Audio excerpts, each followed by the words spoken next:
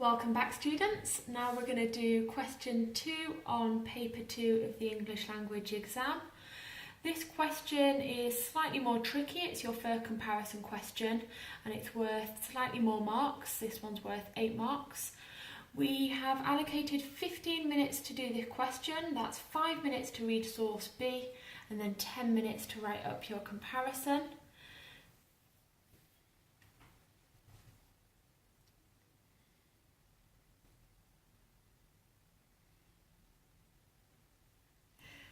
So, first things first, you need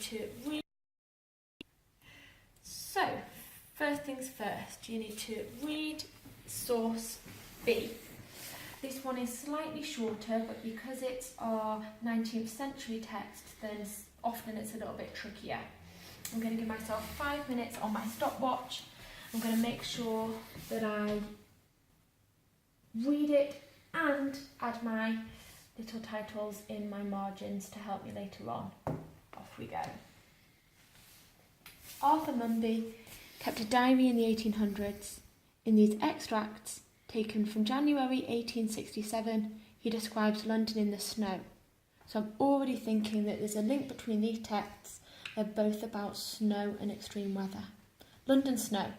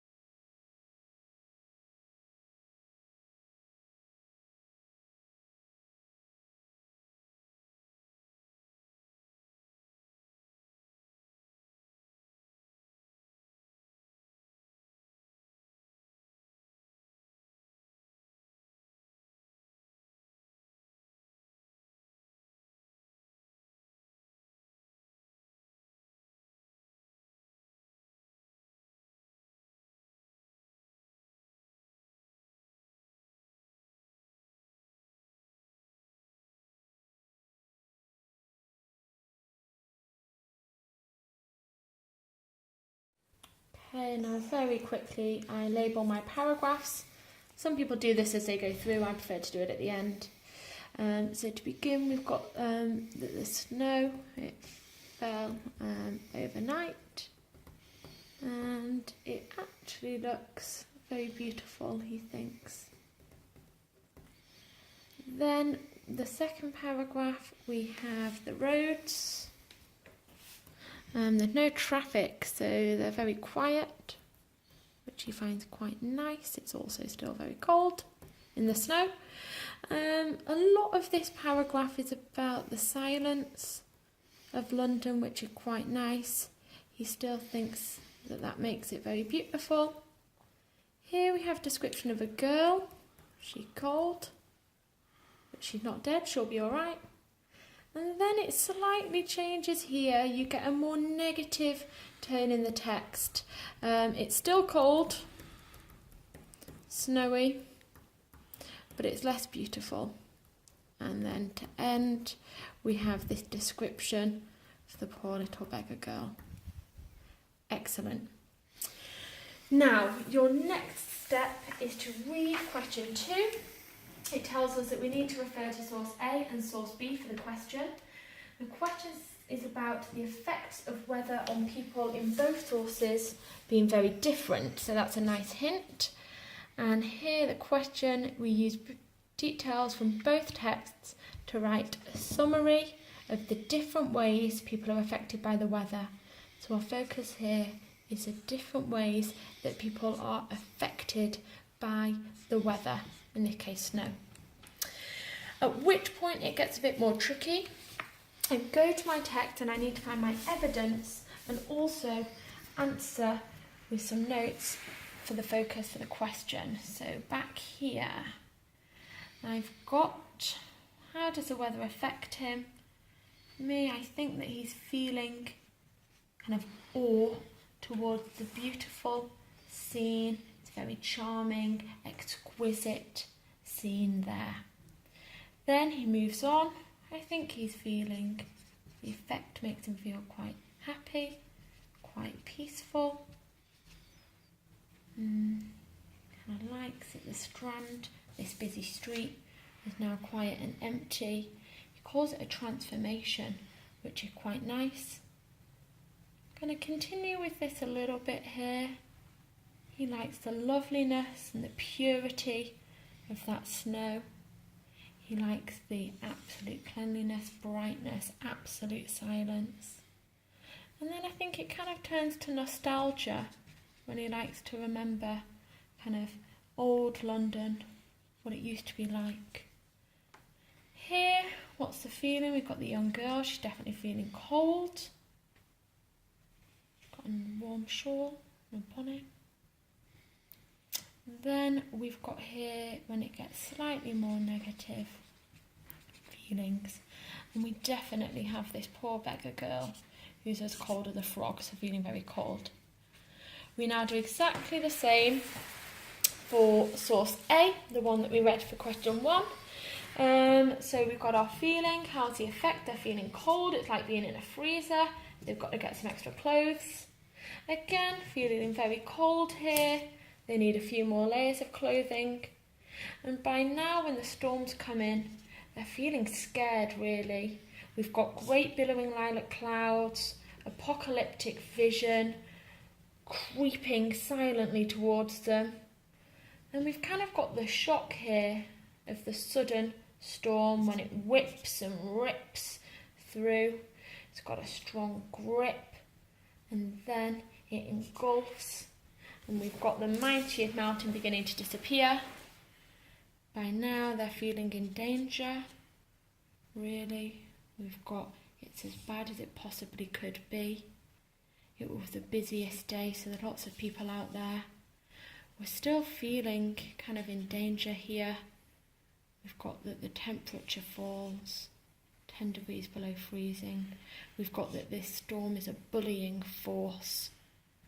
And then it shifts a little bit and we've got some confusion because they're not sure. They could have been in the Antarctic, Greenland ice cap, North Pole, just because there's so much snow obscuring everything that they can see. And by now we're returning to feeling very scared. We've got the roar of the wind, we've got a sinister howl, we've got a scream of the storm. And then towards the end, some of the kind of scared feeling continues. The poor people, they're exhausted with oxygen supplies. That's quite a good one to put here, very tired. And then at the end, sadly, it's very fatal. That is the effect of the weather. It has a fatal effect because people die.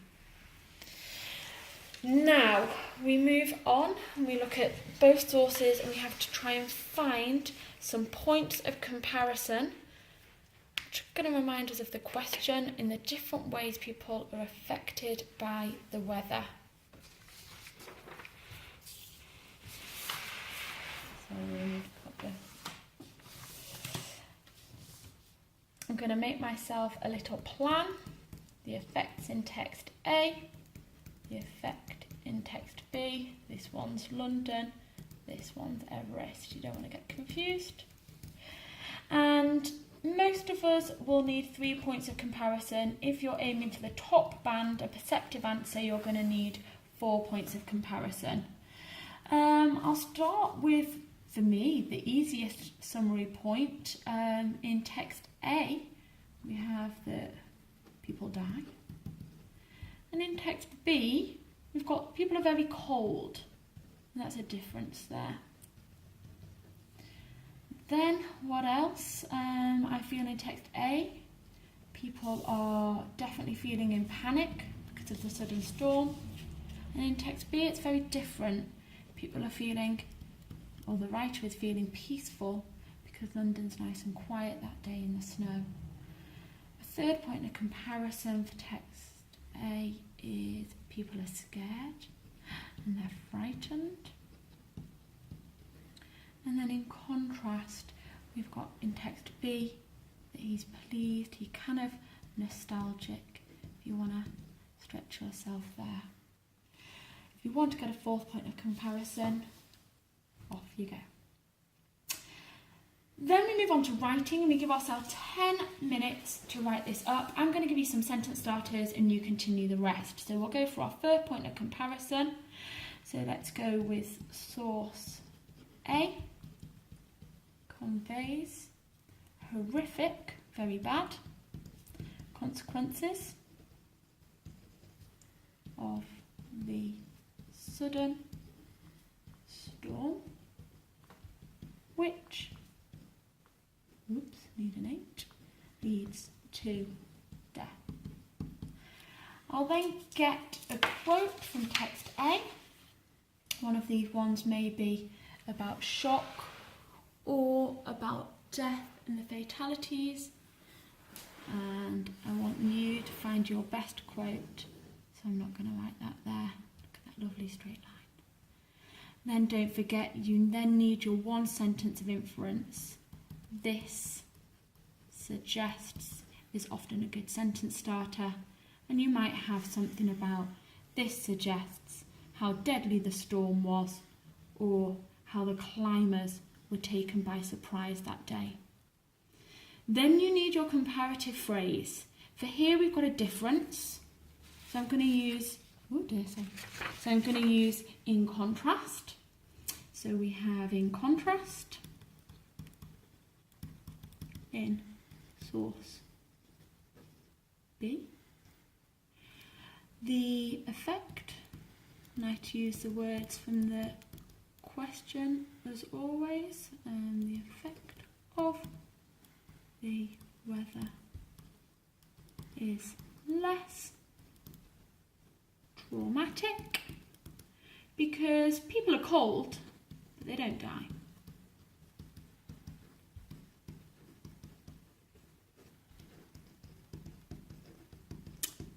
Then, going to need a quote from text B, source B, showing people being very cold. You might have one, a fallen stone maybe, or maybe the young girl here, the beggar girl called the frog. And then you need one sentence of inference, this. suggests, and again, you fill that out yourself. You then go into your second point of comparison, and you can use these very same sentence starters to help you.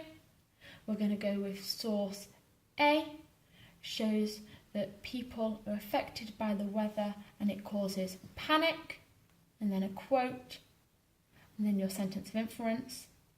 In contrast, in source B, the weather affects the writer, makes him feel very peaceful.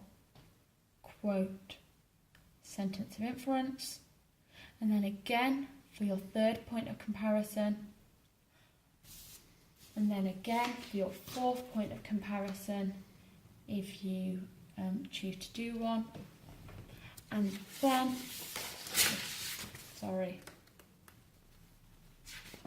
and then it's always nice to end with a kind of summary sentence if you have time.